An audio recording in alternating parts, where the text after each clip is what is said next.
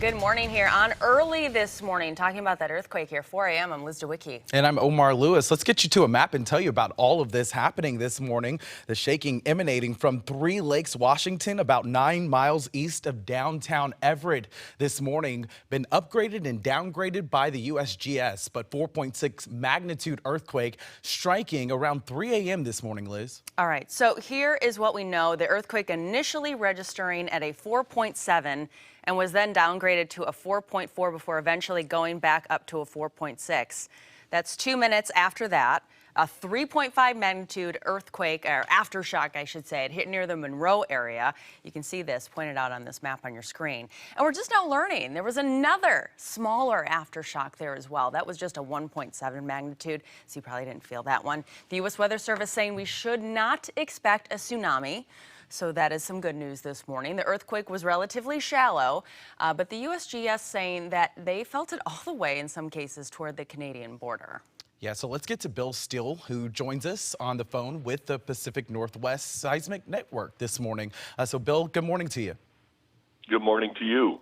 So tell us what happened this morning. Many people across our area, of course, waking up in the middle of the night feeling this. What are you guys able to tell us this morning? Well, at 2:51 a.m., there was a magnitude 4.6 earthquake, and it is a crustal event, probably a thrust earthquake. It looks caused by compression of the rocks being squeezed up toward British Columbia, and so it's under compression rather than being pulled apart in tension. So that's the mechanism of the earthquake. We've had a 3.5 aftershock, and recently, I have a preliminary, it's still being worked on, of a possible 3.2 that just occurred a few moments ago. All right, Bill, just walk me through this because I am definitely not an earthquake expert. But last week, when we were talking about the earthquakes in California, I had flipped on the national news at one point, and they said that experts were predicting another earthquake within the next 15 minutes. I mean, is that something that we need to worry about? And also, is that something we can predict here in our area? Because I didn't even know that people could do that. Well, with an earthquake in the crust, and this is a little bit deeper than the earthquakes in California and tend to have somewhat less vigorous aftershocks, but you can count on aftershocks occurring to kind of accommodate the shift in strain that the earthquake produces. So you have an earthquake, and then along the fault plane and near it, the rocks will snap, crackle, and pop, and you'll have these aftershocks that follow. Let's talk about those aftershocks, Bill. This morning, of course, people reporting those at this point. Are we going to expect those throughout the rest of the day? Yes, and they will decrease. They tend to, on average, will decrease as we get further away from the earthquake, and they will gradually reduce in magnitude. But for magnitude 4.6, this earth aftershocks in the mid threes are expected.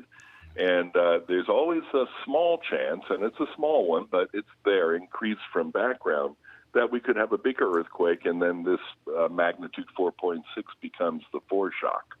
Oh, geez. Okay, so hopefully that is maybe worst case scenario, and hopefully that won't happen. But Bill, talk a little bit about, because you're talking about how shallow it is, how this was sort of a smaller earthquake in terms of size. Is there any worry in an earthquake of this size of structural damages at any point, especially close to that epicenter in Snohomish County? Yeah, this is fairly small for damage. Although, if you recall the Duval earthquake, which I believe was a 5.4 in 1996, and I'm kind of pulling that out of the air, so I may be off for a year or two. It produced significant damage near Monroe and some power substations, and there was other damage reported. So, but this is an order of magnitude smaller, and so I do see, though, there is some intensity 5 shaking, which is, pretty serious shaking. People can be frightened at that shaking level. So, near Monroe and Sultan got pretty strong shaking. There were 8 responses from Sultan that averaged modified Mercalli scale intensity of 5.